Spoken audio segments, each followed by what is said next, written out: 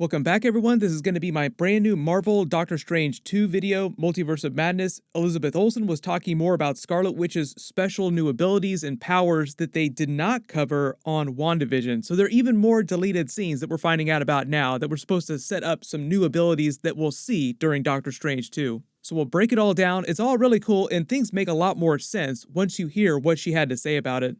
But if you're brand new to the channel, be sure to subscribe to get all the videos. I'll be doing videos for this. We have new Loki episodes starting, so we're doing a Disney Plus giveaway for memberships. All you have to do to enter is be a subscriber and just let me know what you want them to do with Scarlet Witch after Doctor Strange 2. Kevin Feige did say a long time ago that she was one of the most important characters during Marvel Phase 4. After WandaVision episodes and after what we've learned about Doctor Strange 2, now the plot, it actually makes a lot more sense why she's so important. But if you didn't see the last couple of weeks, Elizabeth Olsen has been doing a lot of interviews talking about her character as part of their big awards campaign and revealed some special powers that Scarlet Witch has that they just did not cover at all during WandaVision that aren't necessarily tied to her chaos magic.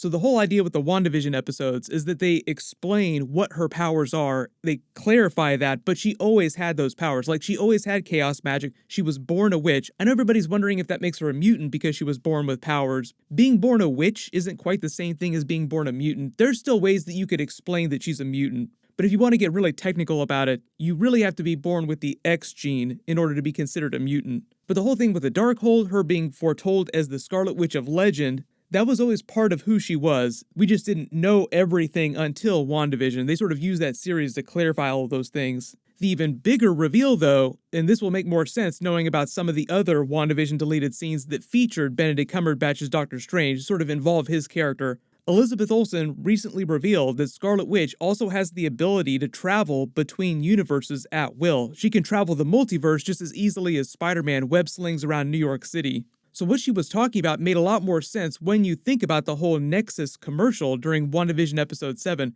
So here's where we get into the deleted scenes that featured Benedict Cumberbatch's Doctor Strange character. I did a whole video about that a little while ago, so I'll add a link for it in the description. There was originally going to be a lot more Doctor Strange going on inside WandaVision. But originally, they were going to have Doctor Strange be responsible for all the fake commercials that we were seeing in the episodes, and they were going to be his way of trying to communicate with Scarlet Witch and tell her what was going on inside the Hex and what was really going on with Agatha Harkness. And in the first 5 commercials, the Iron Man Toastmaster, the Baron von Strucker Hydra Watch, the Hydra bath soap that was shaped like the Tesseract, the paper towels to clean up all the blood that she spilled, oops, the Yo Magic yogurt commercial about Agatha Harkness stealing her magic, all of them were based on the most significant or traumatic moments in her life up to this point, things from her past for the most part, but the last commercial, the Nexus commercial, seemingly didn't connect to anything that she'd done previously. Like, it wasn't referencing earlier Marvel movies. And because of these deleted scenes that we know about now, it was a much more overt example of Doctor Strange referencing himself, like talking about doctor's prescriptions, visiting the doctor. He is a medical doctor, that's why he's called Doctor Strange. He's not a pharmacist like this doctor here, he's a surgeon, but you get the idea. All doctors actually have the power of prescription.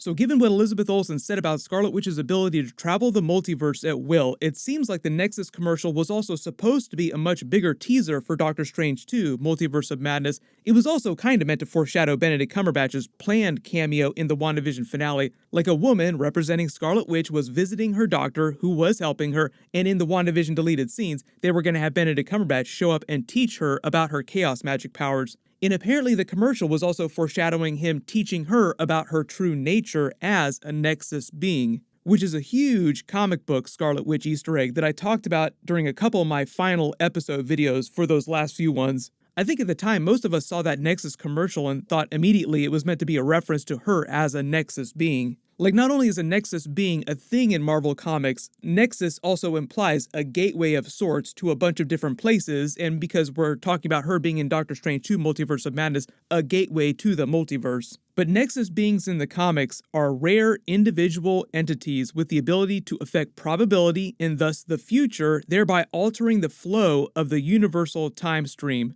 These beings, each referred to as a nexus, act as the keystones of the multiverse and are crucial to its ultimate coherence and stability. Doesn't this start to sound familiar with the way they talked about her in the background cosmic radiation, the way she was using the same type of energy that emanated from the Infinity Stones to change things at will, change reality inside the Hex? Nexus beings are also vigilantly watched over by cosmic forces such as the Time Variance Authority and the Timekeepers, which we're going to meet on the Loki series, so there's your Wandavision Loki connection. Those forces like the Time Variance Authority watch for temporal changes that the Nexus beings might cause to the time stream and act accordingly. There are a couple rules that Marvel created for Nexus beings as well. Only one Nexus being is supposed to exist on each of the parallel worlds of the multiverse, so that means one Nexus being in each universe. They're supposed to personify the character of the respective realm. Each serves as a focal point or anchor to that particular reality.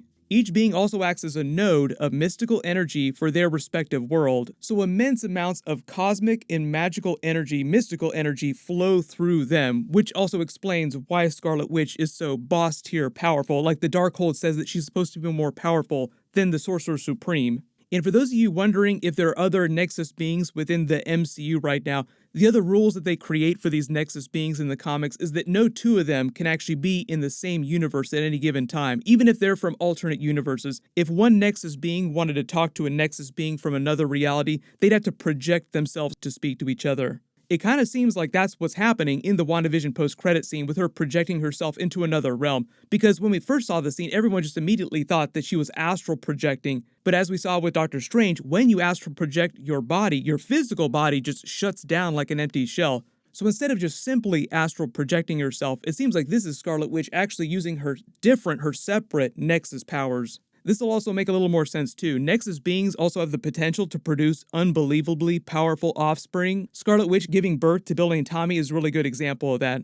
We might see some of this during the movie as well, but also on top of that, they're supposed to be able to withstand the greater forces of the universe. And what they mean by greater forces, at least in the comics, is the greater abstract cosmic entities like Eternity, which is the living embodiment of the multiverse, Infinity, Death, the living tribunal, the Phoenix Force. So that would also explain how Scarlet Witch could be boss-tier powerful enough to stand against whoever the main villain of Doctor Strange 2 is going to be. But each of the different Nexus beings of the multiverse is supposed to have a power that's just unique to them, that only they have. And at least in the MCU, it sounds like they're just using her chaos magic for that. Like she is the only person who is capable of wielding chaos magic, unless someone steals it from her like Agatha Harkness. So for those of you asking if Loki is a Nexus being in the MCU, because it's such a big multiverse series, based on Marvel canon, at least the way they explain Nexus beings, it would be impossible because there can't be two Nexus beings in the main MCU universe. A Loki from an alternate universe could be a Nexus being, but he'd have to be born that way, and if he were to enter the main MCU dimension, he'd have to be doing it through astral projection or some other form of projection. He couldn't physically walk into the main MCU universe and interact with the other characters.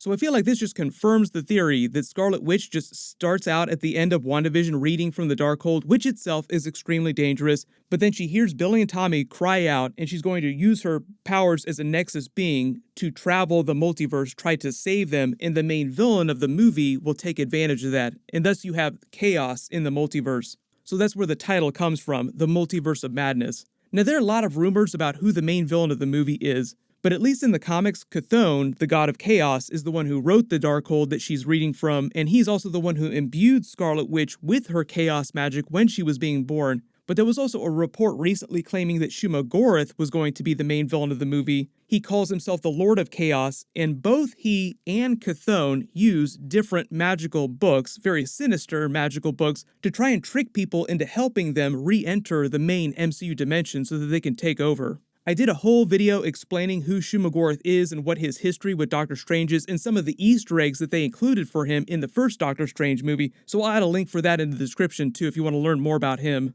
He's more of an extra-dimensional being that existed in the void of nothingness before the Big Bang, kind of like the Dark Elves from Thor the Dark World, before the universe was created, before the Infinity Stones were created. The other brand new character that they introduced the last couple of years like that would be Null, the god of the symbiotes. So it just sounds like Scarlet Witch reading from the Darkhold, trying to find ways to bring Billy and Tommy back, just traveling to different dimensions, different universes at will, looking for them, is where all the trouble starts in Doctor Strange 2. And why she's so critical to this big multiverse overarching plot of Marvel Phase 4. Because Sam Raimi's directing, we can make all the Necronomicon references.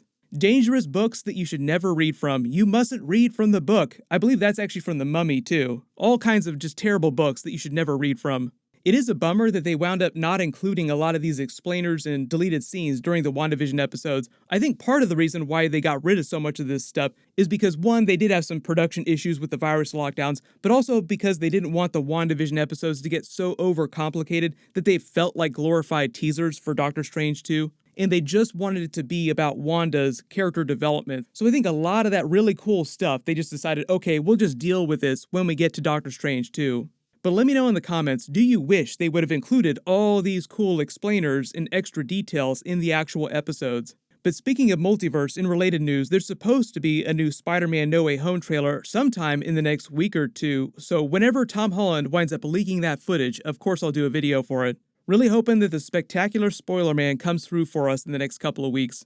My full Loki episodes are going to start posting in the next week or so as soon as they start releasing them, so make sure you have alerts enabled for my channel so you can be one of the first people to watch those. Congratulations, Troy Bryant, you're the giveaway winner from my last big Marvel video. Please email me on the About page of my channel so I can get your contact details.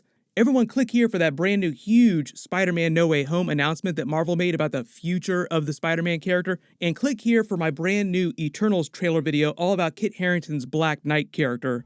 Thank you so much for watching, everyone stay safe, and I'll see you guys tonight.